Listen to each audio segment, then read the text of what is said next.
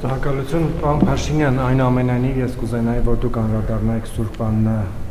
եկեղեցում տեղի ունեցած միջադեպին, ինչ է կատարվել, որովհետև փաստաբանը հրապարակել էր մի տեսանյութ, որտեղ երևում է, որ ձեր անվտանգության աշխատակիցը հարվածում է 18-ամյա երիտասարդին։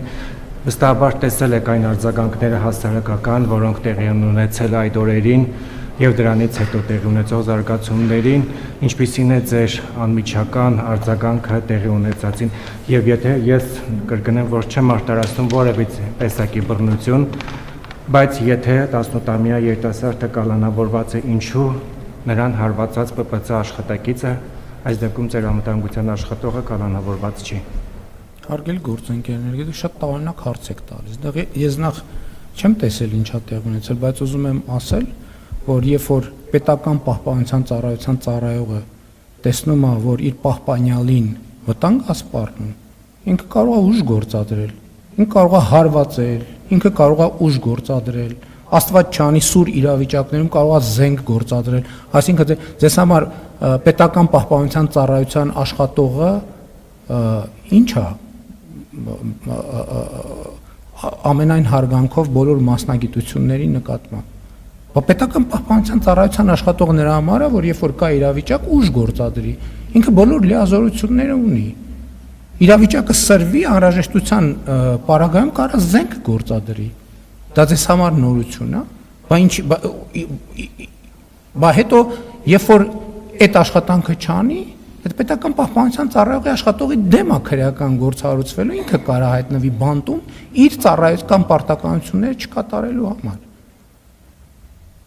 Եվ երբ որ որևէ մեկը գործողություն է անում, ինքը բեջ չունի, որ ինքը 18 տարեկան է կամ առողջական խնդիրներ ունի, կամ չգիտեմ, այլ կարգի խնդիրներ ունի, եւ ծառայությունը պետք է իրականացնի իր գործառույթները։ Եթե այդպես չլինի, այդ ծառայությունը անիմաստ կլինի, եւ երկրորդը ես չեմ հանդուրժի, որ Հայաստանի Հանրապետության որևէ ծառայություն իր պարտքը, իր ծառայությունը չկատարի։ Բացառված բան է, կլինի ոստիկանություն, կլինի պետական պահպանության ծառայություն, կլինի բանակ, կլինի ազգային անվտանգության ծառայություն։ Բա ինչ պետք է անել։ Այսինքն պետք է հրավիրեր սրճարան սուրճ խմելու։ Շնորհակալություն, հաջորդ հարցը։ Այսինքն ես ինչքան հասկանում եմ, այնց է հարվածել, որ տենց նույնիսկ մարմնական վնասվածքներ բան չեն ստացել։ Բայց ինքը լիազորություն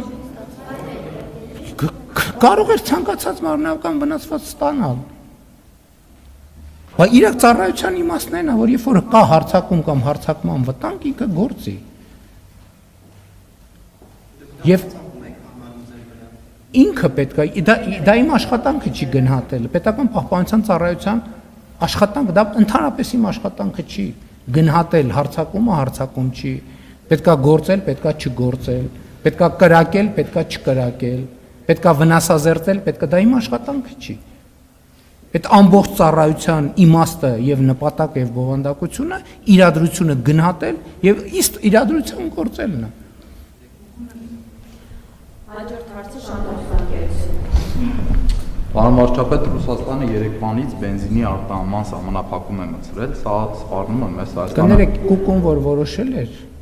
ասվել էր բարև ռոպ ու անցել էր մարդիկ։ Հետո տարել էին զուգարանում սպանել էին, տարբերություն չեք տեսնում, հա։